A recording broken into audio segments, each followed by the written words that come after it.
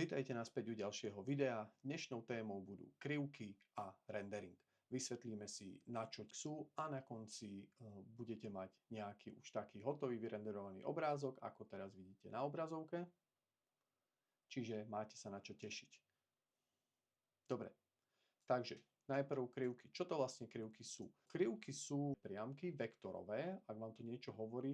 Čiže namiesto toho, aby program Blender alebo hociaký iný program prepočítaval každý jeden bod, tak prepočítava dva body medzi sebou a môžete ľubovoľne medzi nimi upravovať vzdialenosť.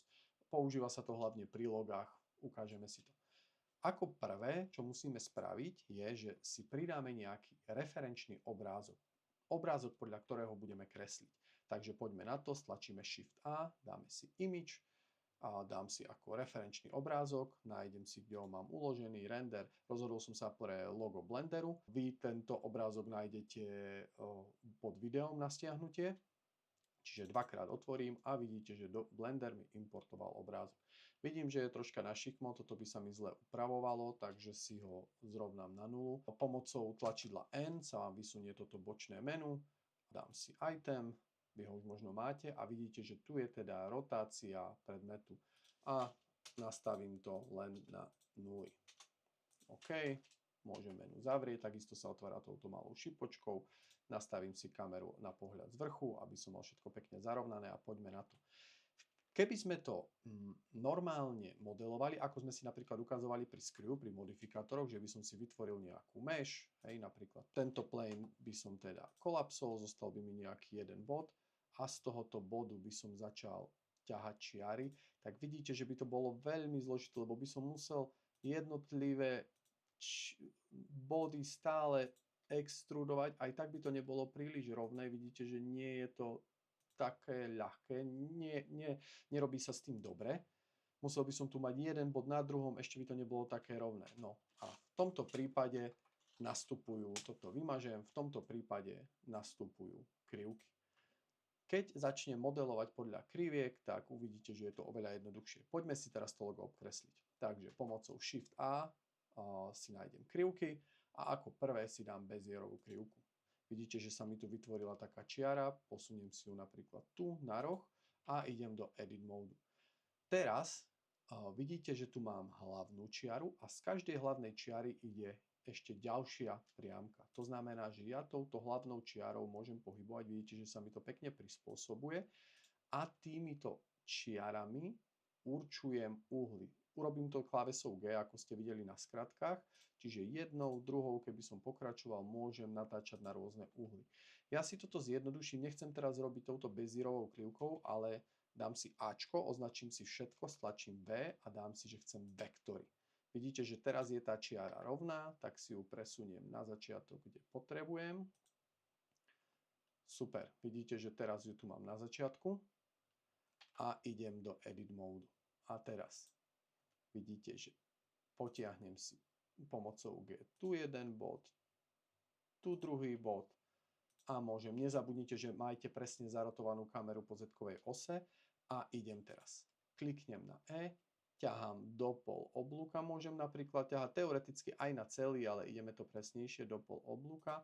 A teraz označím tento bod a začnem zase ho ťahať grabovaním. Vidíte, tu ako určujem dĺžku, mi určuje, aká časť je ovplyvnená, čiže chcem kratšie trošku. Tak, ešte si nastavím aj túto menej a vidíte, pekne mi ide okolo obrysu, okolo obrázka. Znova dám E, zastavím sa niekde tu, ešte si to trošku posuniem a idem znova na to. Upravím si jednu krivku, druhú krivku, tak, aby mi to pekne licovalo. Toto vidíte, že sa mi to posúva pekne s tým, ako pohybujem krivkami. Teraz bude rovná krivka, čiže tu nechám tu, túto nechám tu, ešte ju troška potiahnem. Dobre, zase extrudujem tu po začiatok oblúka. Tuto si to vidím, že musím ešte trošička napraviť. A ideme zase na to. Označím si túto čiaru. Ešte ju troška zarovnám. Super. Posuniem si troška pomocou Shift obraz a idem tu, dám ju tu, šup.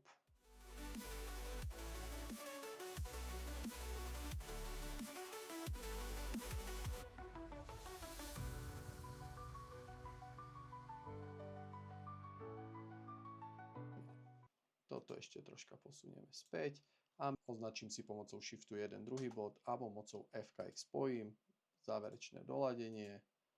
Zrovnáme to. Tak, ešte tu trošička naspäť. A vidíte, podarilo sa mi obkresliť toto logo.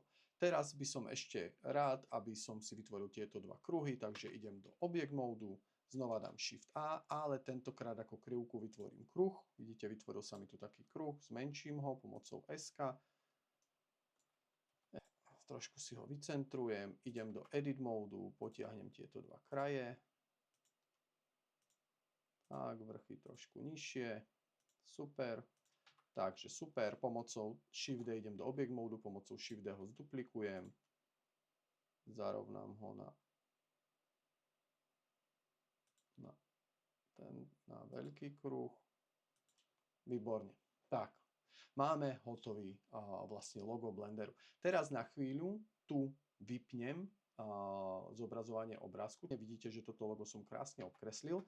V tejto chvíli ale sa nedá extrudovať, pretože to nie je, sú to krivky, nie je to mesh. Ja si tieto krivky ešte pomenujem, dám si, že toto je stred v kolekcii. Dobre, toto je stred, tu máme obrys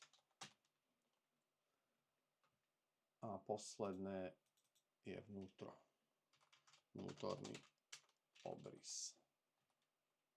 OK, takže ich mám pomenované.